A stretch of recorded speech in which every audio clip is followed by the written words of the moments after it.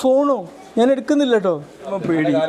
നിങ്ങൾക്ക് ഏതെങ്കിലും ഒരു സ്ഥലത്ത് നിന്ന് ഒരാളെ കോള് വന്നു, നിങ്ങൾക്ക് തെറി പറയുന്ന കോള് അല്ലെങ്കിൽ നിങ്ങളെ ഭീഷണിപ്പെടുത്തുന്ന ഒരു കോള് വന്നാൽ പിന്നെ പലപ്പോഴും ഏത് കോള് വരുമ്പോഴും ഇതെന്തോ ഭീഷണിയായിരിക്കുമോ എന്നുള്ള ധാരണയിൽ എടുക്കാൻ ഭയം തോന്നുന്നൊരവസ്ഥ അതിന് നമ്മുടെ നാട്ടിൽ ഒരുപാട് ആൾക്കാർക്കുള്ളൊരവസ്ഥയാണ്.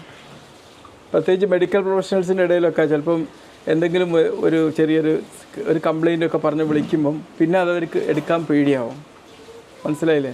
പലപ്പോഴും എനിക്കും അങ്ങനെയൊക്കെ ഉണ്ടായിട്ടുണ്ട്. എൻ്റെ സമയത്ത് നമ്മളിങ്ങനെ ഫോൺ എടുക്കാൻ വരുമ്പോൾ അതായിരിക്കും അവർ വിളിക്കുന്നത്.